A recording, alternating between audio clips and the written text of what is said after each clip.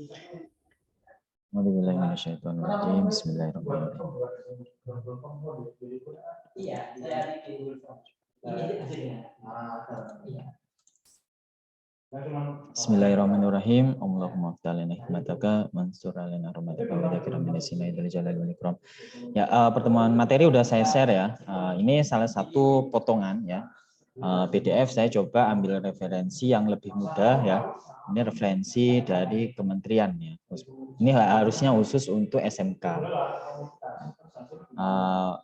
Bukan sih enggak, maksudnya khusus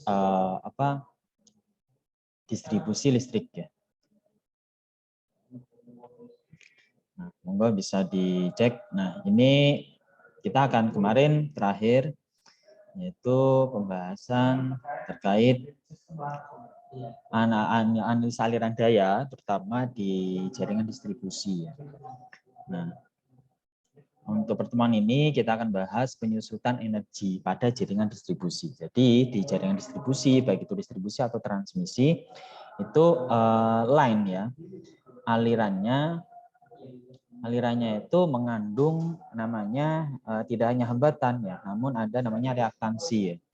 Jadi penyaluran sumber energi listrik ke konsumen ya, yang letaknya seringkali berjauhan ya, khususnya untuk jaringan distribusi itu pasti ya, dan pasti mengalami rugi-rugi daya yang cukup besar ya. Ini diakibatkan oleh rugi-rugi yang terjadi pada baik itu saluran maupun trafo yang digunakan ya untuk drop voltage ya, khususnya untuk penurunan tegangan. Nah, untuk pertemuan kali ini kita akan bahas rugi-rugi yang terjadi pada saluran distribusi ya, khususnya rugi-rugi tegangan saluran ya, drop voltage ya, sehingga mempengaruhi adanya rugi-rugi daya, kualitas daya yang dikirim ke sisi pelanggan. Makanya pasti ada rugi-ruginya ya, walaupun yang dikirim PLN 100 watt itu ada drop di sana. Nah, pastinya makanya ini ya, PLN ketika ditarik ya, pernah ya saya survei melakukan pengabdian di daerah Lumajang yang notabene itu daerah dekat lereng gunung ya, jadi jauh gitu ya dari akses penduduk, sehingga ketika minta PLN untuk tarik kabel itu PLN tidak bersedia ya, karena cukup jauh dan jarang penduduk di sana, sehingga rugi-rugi yang terjadi pasti akan besar, hingga tidak optimalnya kerja pada peralatan listrik di sisi konsumen. Nah, jadi ini rangkaian ekuivalen ya, saluran distribusi secara sederhana. Ini satu fasa. Nah, ini fasa, tegangan fasa yaitu antara line fasa dengan netral atau ibarat minusnya ya. Jadi kabel PLN ada 3 ya. Plus pengiriman arusnya, terus ada netral atau minusnya, yang terakhir adalah grounding. Grounding ini fungsinya, nah, mungkin ada yang tahu grounding fungsinya buat apa? Saya pengen plus ini. Buat apa Mas Deka? Petanahan. Ya, petanahan itu apa? Kalau kejadian di kelistrikan itu memang petanahan. Membuang arus bocor. Bang, Mas, satu-satu ya. Mas Deka tadi dulu buat apa? Saya udah ini ya. Oke. Mas Deka petanahan. Tadi Mas Abul Hoir ya? Halo? Ya, Pak. Ya. Oke. Ya, jadi grounding ya. Makanya kalau listrik-listrik yang dayanya cukup tinggi, contohnya apa? Biasanya kulkas, heater ya. Terus apa? Mesin cuci, terus apa lagi? Yang AC ya, yang riskan itu heater ya. Kejadian kemarin terjadinya konslet ya. Tapi heater saat ini udah ada safety-nya ya. Ketika di tegangan daya di atas batas maksimal itu langsung trip ya. Salurannya terputus. Jadi ada saluran di heaternya, lebih-lebih saluran ke air yang mengalir. Nah, ini rekan ekuivalennya. Jadi salurannya terdiri dari resistor ya. Ya bukan resistor kelihatan gitu ya. Pasti dia bersifat resistif atau dianalogkan sebagai resistor atau hambatan.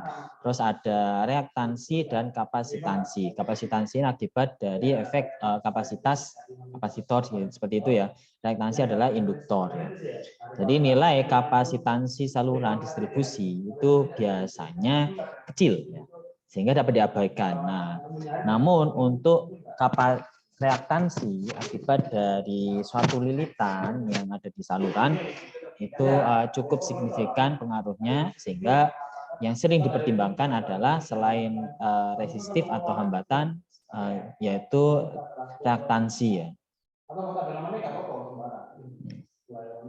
Jadi ini rangkaian ekuivalennya, ini bebannya ya, beban di sisi konsumen, ini salurannya. Ini keterangan gambarnya yaitu tegangan pengiriman volt. Ini saya ambil materi dari kementerian, ini basic ya, yang sederhana. Jadi harapannya dapat memahami secara penuh ya, secara maksimal. VR tegangan beban ya, ini R ya, beban tahanan saluran. Jadi R itu tidak selalu sebagai beban resistor ya, dia juga terkandung ya dalam saluran distribusi ataupun transmisi. Makanya di sini ada tahanan saluran, satunya sama ohm. Terus reaktansi induktif dan impedansi. Reaktansi induktif yaitu saluran X ini ya. Induktif ini akibat dari proses terjadinya induksi atau ini ya, yang lilitan ya, induktor ya. Makanya reaktansi induktif. Lupa, ini satunya ohm ya, karena ini satuannya udah reaktansi ya. Impedansi dari induksi. Kalau induksi kan induktor satuannya Henry ya. Henry satuannya. Jadi dikalikan dengan frekuensi yang melewatinya, satuannya menjadi ohm. Nah, ini impedansi saluran adalah total dari impedansi. Kenapa impedansi? Yaitu penjumlahan, bukan dijumlah gitu ya. Total dari impedansi hambatan dan reaktansi atau induktif, yang bersifat induktif. Ini arus yang mengalir di beban panjang saluran.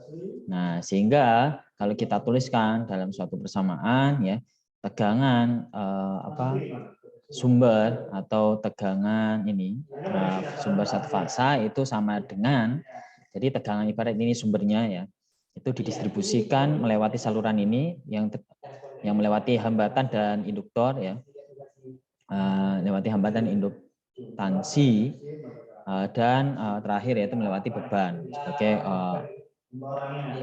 nah, sehingga tegangan ya total itu sama dengan tegangan ya, yang tegangan pada ini Z ini impedansi ya, total dari hambatan sama reaktansi, yaitu VR tegangan yang terjadi pada ini beban ditambah dengan tegangan yang terjadi pada yang melewati impedansi, yaitu arus dikalikan Z impedansi. Jadi impedansi kalau dia hanya terdiri dengan hambatan saja, ya impedansi sama aja dengan R ya. Makanya tegangan itu arus dikalikan resistor. Ya. Namun resistor tergantikan jika dia terkandung induktor ataupun kapasitor yang dia memiliki sifat impedansi ketika dikonversi ke bentuk ohm.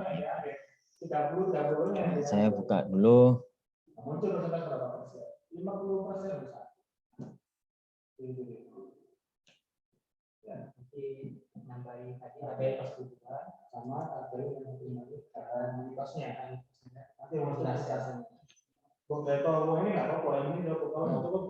Nah ini ya, jadi tegangan yaitu arus kalikan resistor itu adalah tegangan pada tahanan atau hambatan saluran. Sedangkan I kali X adalah tegangan akibat reaktansi induktif atau induktor yang terjadi pada saluran. Ya.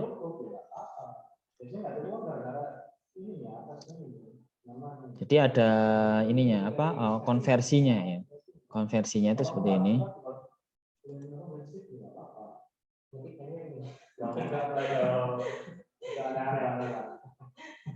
Yang mungkin yang berubah nanti di sini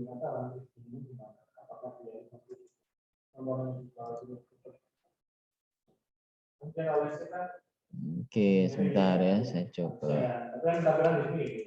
Nomornya kan nggak mungkin gini, tapi nomornya harusnya gini. Enggak, nggak tahu. Oke, ini muncul nggak webotnya ya? Masih belum, Pak. Masih belum ya? Muncul, Pak. Muncul ya? Ini testing nih, muncul nggak data-datanya? Muncul, Pak. Oke.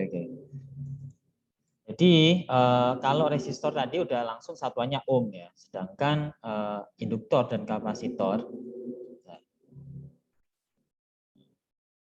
kalau induktor ini kan L ya, ini satuannya biasanya mili ya, karena nilainya kecil ya. Satuannya Henry H atau Henry ya.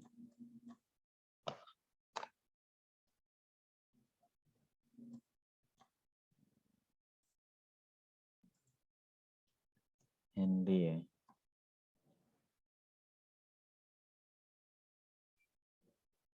Oke.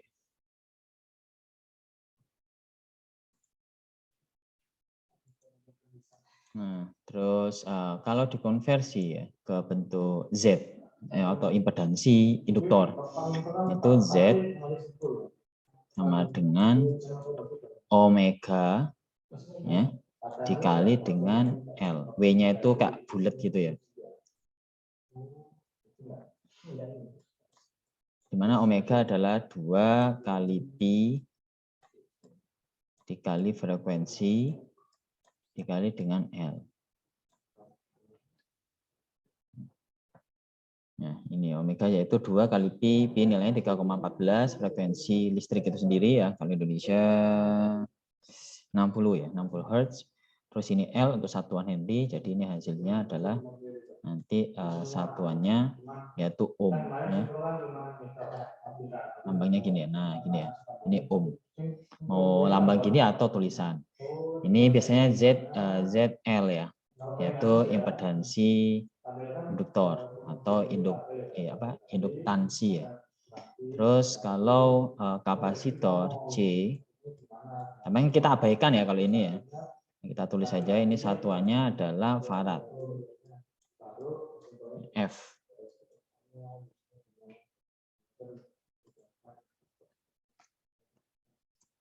Ya, farad. Dan untuk konversinya ke impedansi yaitu ZC ya, sama dengan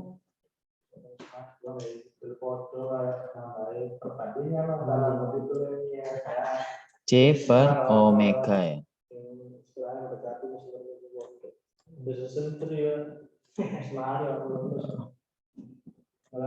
Yaitu sama dengan C per 2 pi kali F.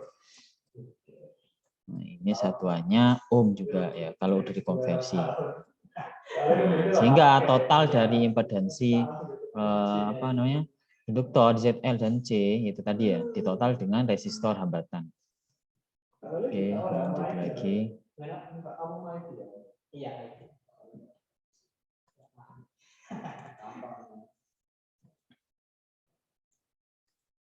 Oke, ini saya balik lagi ke PDF-nya.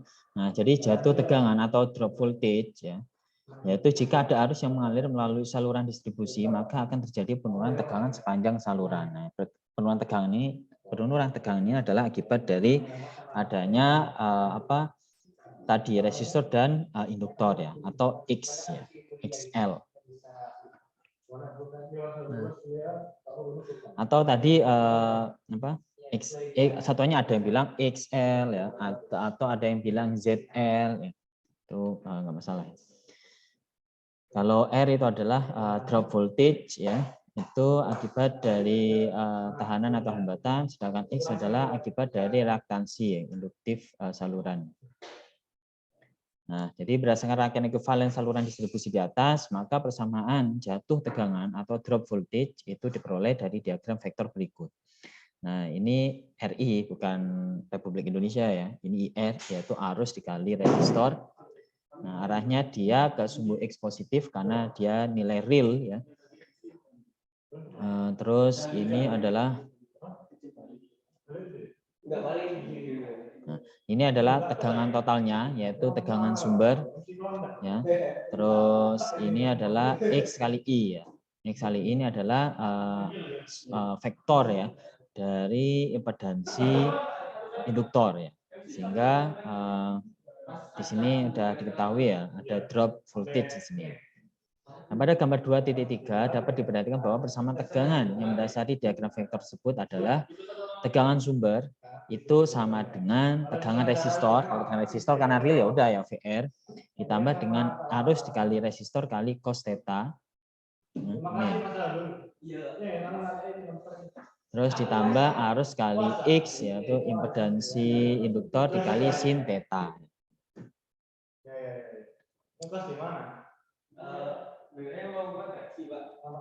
Jadi inilah XI ya, ini sin depan miring ya.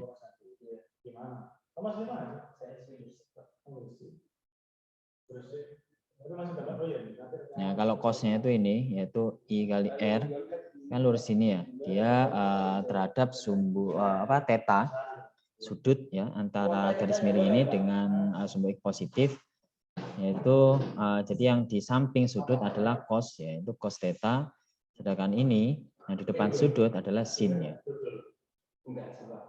sin theta, sehingga harus keluar ya, kita keluarkan dari ini sama ini ya, R kali cos theta I kali sin theta, sedang I-nya sama keluar dalam kurung R kali cos theta plus X sin theta. Ini VR pindah ke kiri jadi minus VS minus VR sama dengan arus dikali resistor cos theta plus X sin theta ya. Makanya yang kemarin ya daya reaktif itu kan daya reaktif akibat adanya induktor ya. Kalau kapasitor kan kita abaikan yaitu dikalikan sin theta. Sedangkan daya aktif yang real yaitu cos theta ya. Jadi yang real itu dikalikan cos ya kebanyakan, sedangkan yang imajiner itu dikalikan dengan sin. Sehingga delta V sama dengan arus kalikan total resistor cos theta plus X sin theta. Sehingga jatuh tegangan saluran distribusi ya. Maaf, ini tegangan resistor ini tegangan resistor pada beban loh ya. Jadi ini tegangan pada beban. Nah, saya ulangi, di sini bukan tegangan resistor pada saluran ya. Jadi tegangan sumber itu sama dengan tegangan beban VR. Ya, kebetulan bebannya adalah resistor. Nah, ditambah dengan tegangan drop voltage akibat dari resistor ya pada saluran. Jadi I kali R kali cos theta dan drop voltage akibat dari induktor pada saluran atau induktif pada saluran ya. Nah, sehingga delta V yaitu tegangan sumber dikurangi tegangan beban. Harusnya kan pinginnya ya tegangan beban itu sama dengan sumber ya, sehingga yang dialirkan daya itu sama dengan dikirim oleh PLN. Namun faktanya ada pengurangan ya. Yang seharusnya 100 itu tegangan di beban resistor itu berkurang, misal 98. Jadi diperoleh selisih ya, selisih tegangan antara tegangan sumber yang dikirim dengan tegangan beban yang diterima itu sama dengan untuk satu fasa ya dari ini ya delta V sama dengan arus dikalikan dengan total resistor cos theta plus X sin theta, satuannya volt. Inilah tegangan atau drop voltage ya, yang terjadi pada jalan distribusi per fasa. Jadi tegangan saluran distribusi pada 3 fasa yaitu tinggal dikalikan sama konsepnya dengan sebelumnya ya, yaitu dikalikan dengan akar 3. Sehingga akar 3 dikali I dikali delta V satu fasa, drop voltage satu fasa, atau I kali R cos theta plus X sin theta volt. Ya, keterangan cos theta adalah faktor daya. Nah, sehingga faktor daya ini kan pasti diketahui ya. Sehingga sin theta-nya bisa diperoleh dari faktor daya ini ya. Ada yang tahu kira-kira hubungan cos theta dan sin theta kalau di hukum trigonometri? Cos theta kan diketahui nih, sehingga sin theta-nya bisa langsung diperoleh.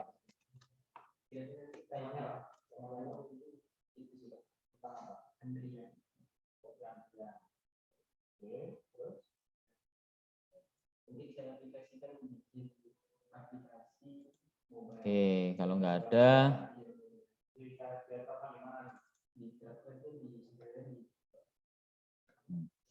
jadi Jadi di hukum trigonometri ya, yaitu cos ya, kuadrat theta itu ditambah dengan sin, nilai sinnya itu dikuadratkan itu sama dengan 1. Inilah hubungan sin dan cos. Sehingga kalau kita mau cari sin theta ya tinggal dimasukkan ya cos theta faktor daya kan diperoleh. Sehingga nanti kita bisa menemukan nilai sin theta sama dengan 1 minus cos kuadrat theta. Atau kita mencari nilai sudutnya ya. Sehingga kita bisa peroleh nilai sin theta. Oke, lanjut sini ya. Sehingga besarnya jatuh tegangan atau drop voltage pada saluran distribusi per fasa atau 3 fasa dapat dinyatakan dalam satuan per unit. Ya. Ini satuan per unit tujuannya adalah untuk memudahkan analisa perhitungan. Ya.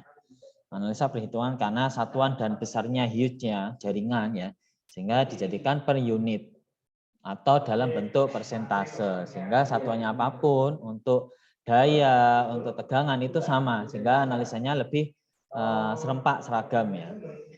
Nah, yaitu untuk mencari satuan per unit untuk delta V tadi ya, nilai drop voltage ini kita kasih keterangan PU ya, itu sama dengan drop voltage satu fasa dibagi dengan tegangan VP.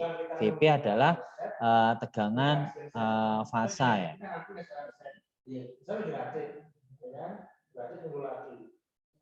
Tegangan tiap fasa. Sedangkan atau satuan per unit itu sama aja drop voltage 3 fasa dibagi dengan tegangan saluran ya, per unit. Atau persen dari delta V ya, hasil dari per unit ini itu pasti hasilnya antara 0 sampai 1 ya. Antara 0 sampai 1 sehingga bisa dikonversi dalam bentuk persen yaitu sama dengan hasil dari per unit dikalikan 100. Jadi berdasarkan SPLN 72 tahun 87 1987 dapat dikatakan bahwa maka sebuah jaringan tegangan menengah itu harus memenuhi kriteria jatuh drop voltage yaitu sebagai berikut ya. Dia peraturan ini yaitu jatuh tegangan drop voltage pada jaringan sistem spindle maksimal yaitu 2% atau 0,02 per unit. Jatuh tegangan pada jaringan sistem loop dan radial itu maksimal adalah 5% atau 0,05 per unit ya. PU ya. Ini PU adalah per unit ya. Ini per unit. Saya yang nanti kita berarti muncul antrian itu setelah berapa jam itu kan plus 24.00 besok pagi muncul antrian berat Anda sekian. Nah, kenapa? Karena yang malam tadi itu ada yang urgensi banget yang masuk. Oke, karena ini share screen ya, ini nggak bisa. Oke, itu drop voltage ya. Mungkin ada yang ditanyakan sambil saya. Ada persentase. Ya Pak, makasih. Ya, kita lanjut di tadi udah drop voltage ya. Nah, sekarang rugi-rugi daya. Jadi rugi-rugi daya ya, dalam penyalurannya tenaga listrik mengalami rugi-rugi maksudnya daya listrik yang cukup besar ya karena luasnya daerah yang membutuhkan suplai tenaga listrik. Nah, ada pengelompokan ya pembagian rugi-rugi daya listrik yaitu ada daya listrik aktif, rugi-rugi daya aktif dan rugi-rugi daya reaktif ya. Jadi bahkan aktif kan ada rugi-ruginya juga. Nah, besar rugi-rugi daya aktif ya itu ditentukan oleh nilai kuadrat arus I kuadrat plus resistansi jaringan ya, yang mempresentasikan jarak saluran. Jadi R itu ada hambatan dalam saluran ya tadi ya. Jadi nilai resistor tadi juga akan mengurangi drop voltage, begitupun drop daya ya. Jadi saluran terkandung nilai resistansi, dia sifatnya resistansi ya, walaupun kecil namun kalau panjang ya dan banyak itu kan cukup besar kalau diakumulasi ya. Nah, resistansi jaringan akan sangat dipengaruhi oleh jarak saluran itu sendiri. Makanya yang case yang di Lumajang itu kan jauh ya, terus jauh terus nggak ada penduduk, jarang, dikit, sehingga PLN merasa keberatan ya. Akhirnya menarik kabel, beli sendiri kabel ya. Kesepakatan orang-orang di sana, namun tetap ya itu nggak stabil ya. Jelas tidak stabil karena jaraknya jauh. Tidak stabil sehingga malam itu hanya lampu saja ya, TV atau apa tidak dinyalakan karena nggak kuat listriknya. Dan lampu itu pun terbatas. Sehingga akhirnya dari tim elektrik itu melakukan pengabdian dari teknik, yaitu energi alternatif ya, selain dari PLN. Di sana banyak air, yaitu yang mau potensi adalah energi dari pembangkit listrik tenaga air ya. Nah, rugi-rugi daya aktif per fasa dapat dilihat dari persamaan ini, yaitu P rugi-rugi satu fasa sama dengan I kuadrat kali R ya. Jadi ini bukan resistor di beban ya, ini resistor di saluran. Sedangkan rugi-rugi daya aktif 3 fasa tinggal dikalikan 3, yaitu 3 kali I kuadrat kali resistor pada saluran, ini satuannya watt, atau 3 kali rugi-rugi setiap satu fasa. Ini keterangannya I ada udah arus ya yang mengalir pada jaringan 1 ampere, R adalah hambatan dalam saluran jaringan. Ini daya aktif. Daya bagaimana untuk daya reaktif? Nah, kalau daya reaktif pasti kan dia komponen yang reaktif ya, komponen imajiner yaitu akibat reaktansi jaringan ya. Ya, reaktansi jaringan atau sifat induktif pada saluran yang tadi seperti yang terjadi pada drop voltage akibat reaktansi jaringan atau disebut dengan X ya atau ZL ya atau X ya. Itu ada 2 terserah penulisannya yang mana, dua-duanya benar. Nah, dengan kata lain elemen yang paling berpengaruh terhadap besarnya rugi-rugi daya reaktif adalah besarnya arus dan besarnya reaktansi jaringan ya, sama. Sedangkan daya aktif tadi itu I kuadrat arus yang melewati saluran dengan resistansi jaringan yang terkandung dalam saluran. Jadi logikanya semakin panjang saluran itu maka akan semakin besar rugi-rugi yang terjadi pada daya aktif dan daya reaktif ya. Nah, jadi daya reaktif ini dia ada apa? Akibat dari sifat reaktansi ya atau induktor ya. Induktor yang terjadi pada saluran. Makanya ini representasi dari jarak saluran sehingga rugi-rugi daya reaktif per fasa itu dapat dihitung yaitu sama dengan arus kuadrat yang mengalir pada saluran dikali dengan nilai reaktansi jaringan atau X atau ZL ya. Jadi kalau kapasitor itu kita abaikan. Jadi hanya kandungan induktor yang sangat berpengaruh secara signifikan. Sedangkan rugi-rugi daya reaktif 3 fasa tinggal dikalikan 3, rugi-rugi reaktif tiap fasa atau 3 kali I kuadrat kali X. Itu beberapa perhitungan ya untuk menghitung rugi-rugi yang terjadi pada daya aktif, daya reaktif, dan pada tegangan. Nah, berikut contoh ya untuk memudahkan kita pemahaman. Jadi suatu saluran distribusi 3 fasa dengan tegangan 20 kV mensuplai yaitu beban hubung bintang. Jadi bentuknya bintang bebannya ya. Bintang itu atau Y di titik A seperti dilihat pada gambar 2 titik ini 2.24 ini.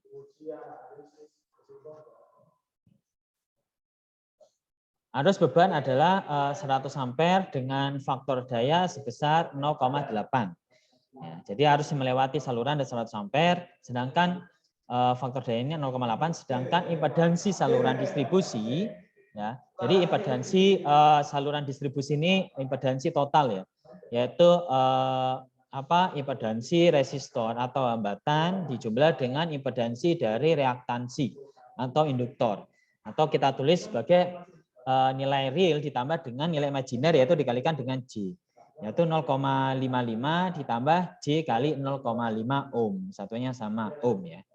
Nah, ini sama ya kayak daya reaktif ya. Itu dikalikan dengan nilai untuk menandakan dia imajiner itu dikalikan dengan J.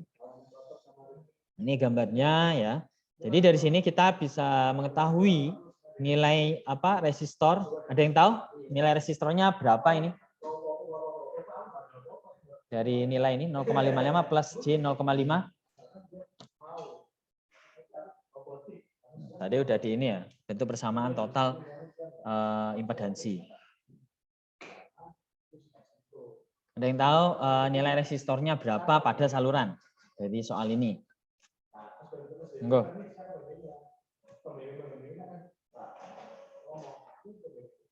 Saya kayak kasih poin ya. Jadi nilai resistornya mana, nilai impedansi induktansinya mana? Berapa? Dari sini bisa tebak ya.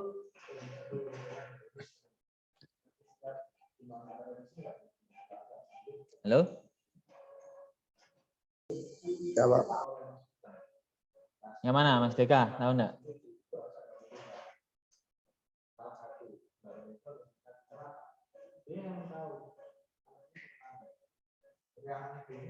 Oke, nggak tahu ya. Jadi kalau kita review ulang ya.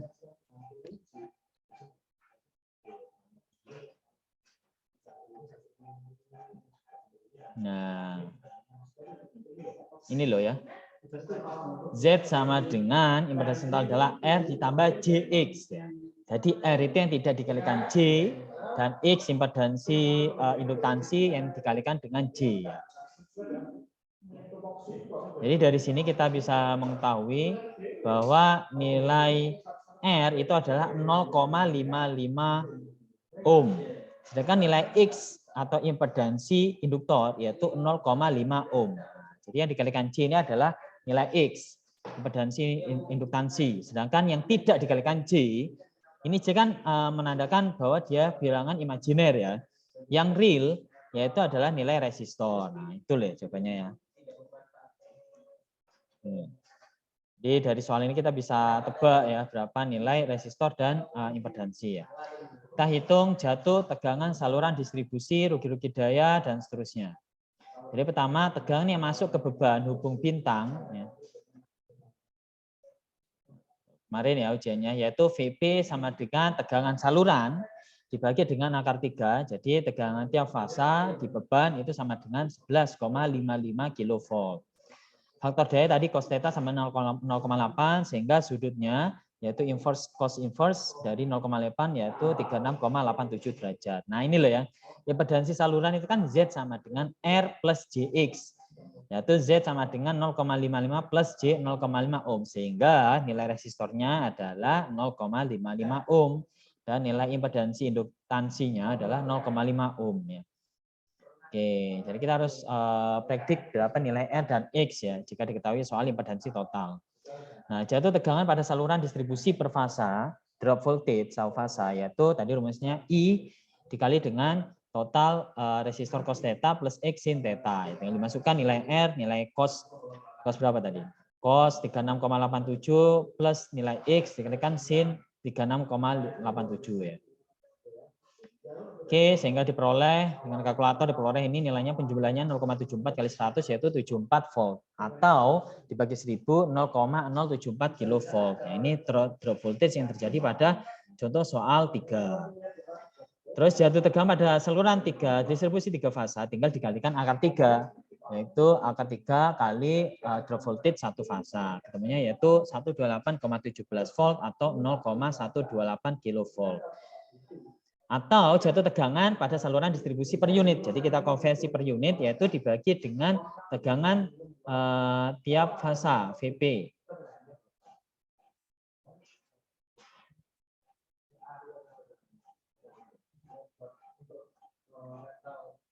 VP berapa nih ya? 11,55 kilovolt.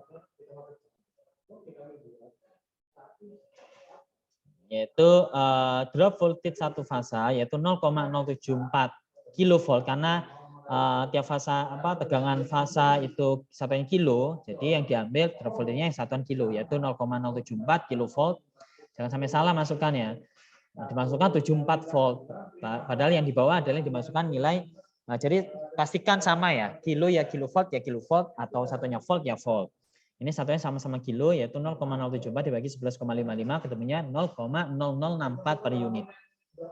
Nah, jadi kalau hasilnya konversi per unit itu lebih dari 1, itu udah pasti auto salah.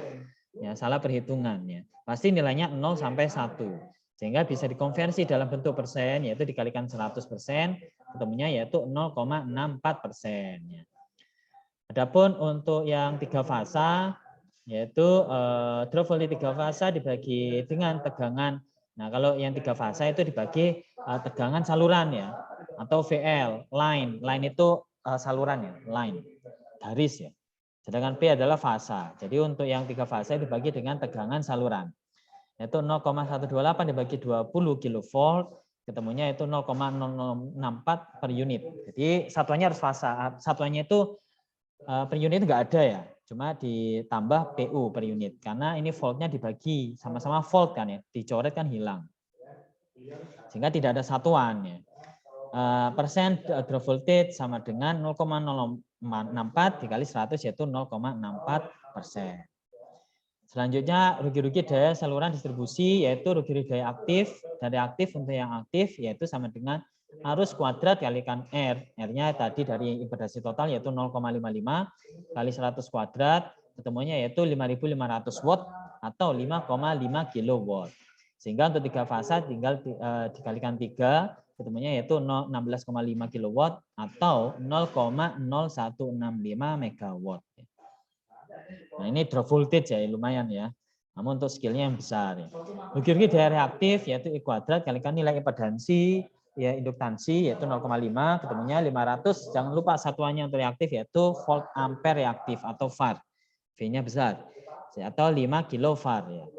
Sehingga untuk 3 fasa tinggal dikalikan 3, ketemunya 0,15 megavar atau 15 kilovar. Selanjutnya daya aktif ada beban per fasa dapat dihitung dengan rumus ini ya, rumus dasarnya pertemuan sebelumnya ya, yaitu VP tegangan fasa dikali arus fasa cos theta, ketemunya yaitu 0,92 megawatt. Untuk daya aktif 3 fasa dikalikan 3 atau akar 3 kali tegangan saluran dikali arus saluran dikali cos theta. Daya reaktif yaitu sama untuk tiap fasa, bedanya adalah pengalinya yaitu ini sin theta, kalau reaktif tadi cos theta. Ya, ketemunya yaitu 0,69 megavolt ampere atau var. Daya reaktif 3 fasa dikalikan 3 atau akar 3 kali tegangan saluran kali arus saluran kali sin theta. Ya, selanjutnya yaitu daya semu pada beban per fasa. Yaitu daya semu total yaitu daya aktif tiap fasa ditambah J dikali daya reaktif tiap fasa. Atau untuk mencari nilai magnitudenya, nilai totalnya yaitu akar dari P kuadrat plus Q kuadrat. Nah, Pak, J kuadratnya kan hilang ya. Akar min 1 kali akar min 1 sama aja 1. Sehingga 924 kuadrat ditambah 693 kuadrat ketemunya 1,15 megavolt ampere. Jangan salah satuan ya, saya masih menemukan beda satuan ya. Kalau daya total itu adalah volt ampere. Sehingga untuk 3 fasa kalikan 3 atau akar 3 VL kali IL. Efisiensi saluran distribusi yaitu dapat dihitung dengan menggunakan rumus P input dan P output. Perbandingan antara P output, daya output dengan daya input. Untuk daya inputnya yaitu rugi-rugi ditambah P output ya. Daya input kan daya yang dikirim oleh PLN ya. Yaitu sama aja daya output yang diterima oleh konsumen sama daya rugi-rugi yang hilang ya. Yang hilang entah kemana, yang kan atau drop power ya, rugi-rugi daya itu ditotal dengan daya yang diterima oleh konsumen sama aja daya input yang dikirim oleh PLN ya, daya yang dikirim. Sehingga efisiensi yaitu daya output 2,8 dibagi 2,82 atau 99,29%.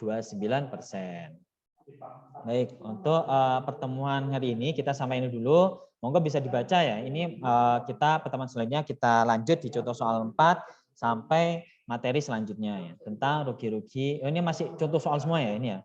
Ini contoh soal semua. Monggo bisa dibaca untuk bahan latihan. Kita akan bahas sekilas pertemuan besok dan kita akan bahas materi yang lain. Baik, mungkin ada yang ditanyakan atau ada yang belum dipanggil presensi. Kita akhiri dengan doa kafir majelis dan surat al-asr bersama-sama. Berdoa dimulai. Bismillahirrahmanirrahim. Subhanakallahumma wa bihamdika asyhadu an la ilaha illa anta astaghfiruka wa atubu ilaik. Bismillahirrahmanirrahim. Innal insana lafi khusrin illa alladziina aamanu wa 'amilus sholihati wa tawassaw bil haqqi. Terima kasih. Wassalamualaikum warahmatullahi wabarakatuh. Waalaikumsalam warahmatullahi wabarakatuh. Saya izin close ya. Terima kasih, Pak. Ya.